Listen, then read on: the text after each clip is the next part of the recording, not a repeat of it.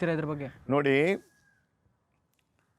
2021ರಲ್ಲಿ ಎಲ್ಲಿದೆಯಪ್ಪ ನಿಖಿಲ್ ಅನ್ನೋ ಒಂದು famous troll ಆಯಿತು, ನಿಖಿಲ್ ಎಲ್ಲಿದೆಯಪ್ಪ ಅಂಥೇಳಿ. ಅದನ್ನ ಹೊಸ ಟ್ರೋಲರ್ ಆಗಬೇಕಾದ್ರೆ ಎಲ್ಲಿದೆಯಪ್ಪ ಕೆ ವಿ ಧನಂಜಯ್ ಅಂತ ಹೇಳಬೇಕು. ಇದೇ ಕೆ ವಿ ಧನಂಜಯ್ ಅವರು ಕೇರಳ ಸರ್ಕಾರಕ್ಕೆ ಪತ್ರ ಬರೆದು ನೀವು ಇನ್ವೆಸ್ಟಿಗೇಷನ್ ಮಾಡಬೇಕು ಅಂತ ಹೇಳ್ತಾರೆ. ಯಾವ ಮನಸ್ಥಿತಿ ಇದು? ಇದು ಧನಂಜಯ್ ಅವರ ಇದನ್ನು ಲೆಫ್ಟಿಸ್ಟ್ ಮನಸ್ಥಿತಿನ ಅಥವಾ ನಾಸ್ತಿಕರ ಮನಸ್ಥಿತಿನ? ಕರ್ನಾಟಕದ ಸರ್ಕಾರದ ಮೇಲೆ ನನಗೆ ಅಭಿಪ್ರಾಯ ಇಲ್ಲ, ಇದು ಇನ್ವೆಸ್ಟಿಗೇಷನ್ ಆಗಬೇಕು ಅಂತ ಹೇಳಿ ಟಿ ವಿಯಲ್ಲೆಲ್ಲ ಬಂದು ಮಾತಾಡಿದ್ರಲ್ಲ, ಯಾವ ಮನಸ್ಥಿತಿ ಇದು? ನೀವು ಧರ್ಮಸ್ಥಳದ ವಿರುದ್ಧ ಮನಸ್ಥಿತಿನ ಅಥವಾ ನಿಮ್ಮಲ್ಲಿ ಆ ಸಂಸ್ಥೆ ಬಗ್ಗೆ ಇರ್ತಕ್ಕಂಥ ಏನಾದರೂ ಏನು ನೀವೇ ಎಕ್ಸ್ಪ್ಲೇನ್ ಮಾಡಬೇಕದು. ನೀವೇ ಅದನ್ನು ಮುಂದಾದರೂ ತೊಗೊಂಡಿದ್ದು, ನಿಮ್ಮ ಸಂಬಂಧಿನೇ ಓಜಸ್ ಗೌಡನೇ ಹೋಗಿ ಮುಸ್ಕುದಾರಿಯನ್ನು ಕರ್ಕೊಂಡೋಗಿ ಬಿಟ್ಟಿದ್ದು, SIT ಮಾಡಿದ್ದು. ನೀವು SIT ರಚನೆ ಆಗಿದ್ದನ್ನು ನೀವು ನೋಡಿಸ್ಬೇಕು.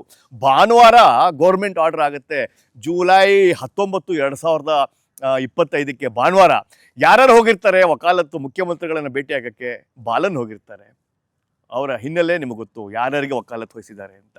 ದ್ವಾರಕಾನಾಥ್ ಯಾರ್ಯಾರಿಗೆ ವಕಾಲತ್ತು ವಹಿಸಿದ್ದಾರೆ, ಯಾವ ಥರದ ಟಿ ವಿಯಲ್ಲಿ ಮಾತಾಡ್ತಾರೆ ಅನ್ನೋದು ನಿಮ್ಗೆ ಗೊತ್ತಿದೆ. ಒಂದು 2-3 ಲಾಯರ್ಗಳು, ಇವರೆಲ್ಲ ಹಿನ್ನೆಲೆ ನೋಡಿದಾಗ ವೆರಿ ಕ್ಲಿಯರಾಗಿ ಗೊತ್ತಾಗುತ್ತೆ ಇದೊಂದು ಆ್ಯಂಟಿ ಹಿಂದೂ ಪ್ರೋಗ್ರಾಮ್. ಅಂದರೆ ಹಿಂದುವಲ್ಲೇ ಹುಟ್ಟಿ ಹಿಂದೂ ಧರ್ಮವನ್ನಲ್ಲೇ ಬೆಳೆದು ಧರ್ಮದ ವಿರುದ್ಧ ಮಾತಾಡಿದ್ರಲ್ಲ, ಆ ಗ್ಯಾಂಗೇ ಇದ್ರ ಹಿಂದೆ ಇದ್ದಿದ್ದು. ತರಾತುರಿಯಲ್ಲಿ ಮುಖ್ಯಮಂತ್ರಿಗಳು SIT ಮಾಡಿದ್ರಲ್ಲ, ಒಂದು ಕಡೆಯಿಂದ ಒಳ್ಳೇದಾಯಿತು, ಒಂದು ಕಡೆಯಿಂದ ಕೆಟ್ಟದಾಯಿತು. ಕೆಟ್ಟದ್ದು ಹೇಗಾಯಿತು?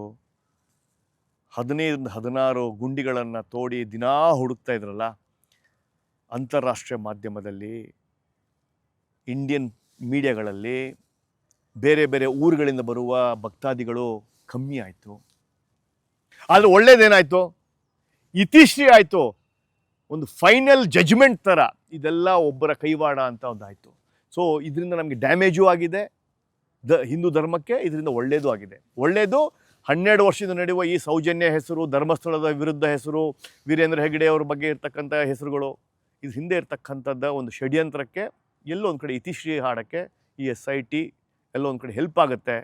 ಬಟ್ ಈ ಇತಿಶ್ರೀಗಿನ ಜಾಸ್ತಿ ಧರ್ಮಸ್ಥಳದ ಒಂದು ಇಮೇಜ್ಗೆ, ಧರ್ಮಸ್ಥಳದ ಶ್ರದ್ಧಾ ಕೇಂದ್ರಕ್ಕೆ ಒಂದು ಡೆಂಟ್ ಆಗಿದೆ. ಆ ಡೆಂಟು ಅಣ್ಣಪ್ಪ ಅವರು ಮತ್ತು ನಮ್ಮ ಶಿವನ ಆಶೀರ್ವಾದದಿಂದ ಕಮ್ಮಿ ಆಗುತ್ತೆ ಅಂದ್ಕೊಂಡಿದ್ದೀನಿ ಓವರ್ ಪೀರಿಯಡ್ ಆಫ್ ಟೈಮ್. ನಾನು ಒಂದೇ ಒಂದು ಕೇಳೋದು, ಧರ್ಮಸ್ಥಳದ ಶ್ರೀ ಕ್ಷೇತ್ರದ ಮಂಜುನಾಥನಲ್ಲಿ ಯಾರ್ಯಾರು ನಿಮ್ಮ ವಿರುದ್ಧ ಪಿತೂರಿ ಮಾಡೋದು, ನಿಮ್ಮ ಹೆಸರು ಕೆಟ್ಟ ಹೆಸರು ತೆಗೆಯೋಕೆ ಮಾಡೋದು, ಅವ್ರಿಗೆಲ್ಲ ಕ್ಷಮಿಸ್ಬಿಡು. ಯಾಕಂದರೆ 3ನೇ ಕಣ್ಣು ತೆಗ್ದಾಗಿದೆ. ಒಬ್ಬೊಬ್ಬರೇ ಜೈಲ್ಗೆ ಹೋಗ್ತಾ ಇದ್ದಾರೆ. ಸಮೀರ್ ಜೈಲ್ಗೆ ಹೋಗ್ತಾ ಇದ್ದಾನೆ, ತಿಮುರೋಡಿ ಜೈಲ್ಗೆ ಹೋಗ್ತಾ ಇದ್ದಾನೆ, ಸೌಜನ್ಯ ಕೇಸಿನ ಉಸ್ತುವಾರಿ ಹೊಡ್ಕೊಂಡಿದ್ದ ಮಟ್ಟನ್ ಅವರು ಜೈಲ್ಗೆ ಹೋಗ್ತಾ ಇದ್ದಾರೆ, ಸುಜಾತ ಮಗಳು ಕಾಣೆಯಾಗಿದ್ದಾಳೆ ಅಂತ ಸುಳ್ಳು ಹೇಳಿ ಆಕೆ ಬಾಯಿ ಬಿಟ್ಟಿದ್ದಾಳೆ.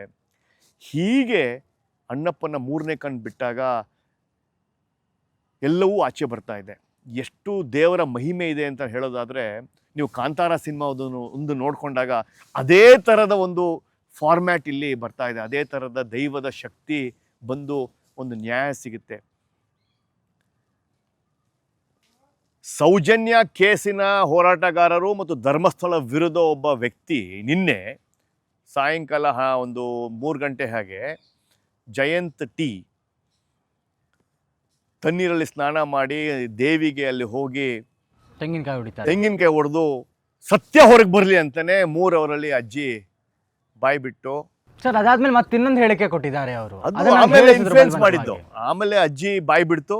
ಅಜ್ಜಿ ಬಾಯಿ ಬಿಟ್ಟಾದ್ಮೇಲೆ ಎಲ್ಲ ನಾಟಕಗಾರರು, ಗಿರೀಶ್ ಆಗಿರ್ಬೋದು, ಸಮೀರ್ ಆಗಿರ್ಬೋದು, ಎಲ್ಲರೂ, ಜಯಂತ್ ಆಗಿರ್ಬೋದು, ಅಜ್ಜಿನ ಬೈದಿದೆ. ಅಜ್ಜಿ ಅದನ್ನು ಕರೆಕ್ಟ್ ಮಾಡ್ಕೊಳ್ತಾ ಇದ್ದಾರೆ ಅಷ್ಟೇ, ಅದ್ರಲ್ಲಿ ಏನಿಲ್ಲ. ಸೊ ಅಜ್ಜಿ ಬೈದ ತಕ್ಷಣಕ್ಕೆ ಸತ್ಯನ ಮರೆಮಾಚಿ ಬಿಡ್ತಾರೆ? ಹಾಗಾದ್ರೆ ಖಂಡಿತ ಇಲ್ಲ. SIT will take more interest in what Ananya Bhatt case is. SIT will make more interest in Mohammed Sameer ಮಾಡಿರ್ತಕ್ಕಂಥ ಧರ್ಮಗಳ ವಿರುದ್ಧ, ನಿಮ್ಮ ಸಮಾಜದಲ್ಲಿ ಒಂದು ಬಿರುಕನ್ನು ಉಂಟು ಮಾಡುವ ನನ್ನ ಶ್ರದ್ಧಾ ಕೇಂದ್ರದ ವಿರುದ್ಧ ಅವನು ಪಿತೂರಿ ಮಾಡ್ದ. ಆತನಿಗೆ ಅಷ್ಟೇ ಸಮಾಜದ ಕಾಳಜಿ ಇದ್ದಿದ್ರೆ ಅವರ ಧರ್ಮದಲ್ಲೇ ಅನೇಕ ಇದೆ. ಅವರ ಧರ್ಮದಲ್ಲಿ ಇರ್ತಕ್ಕಂಥ ಟ್ರಿಪಲ್ ತಲಾಕ್ ಆಗಿರ್ಬೋದು, ಹಲಾಲ ಆಗಿರ್ಬೋದು, ಅದ್ರ ಬಗ್ಗೆ ಆತ ಮಾತಾಡೋದಿಲ್ಲ. ಸೊ ಇದು ವೆರಿ ವ್ಯವಸ್ಥಿತವಾಗಿ ಧರ್ಮವನ್ನು ಒಡಿಬೇಕು, ಒಂದು ಹಿಂದೂ ಧರ್ಮವನ್ನು ವೀಕ್ ಮಾಡಬೇಕು ಅನ್ನುವ ಪ್ಲ್ಯಾನ್ ಆ್ಯಂಡ್ ಪ್ರೋಗ್ರಾಮಲ್ಲೇ ಇದೆಲ್ಲ ನಡೆದಿರೋದು.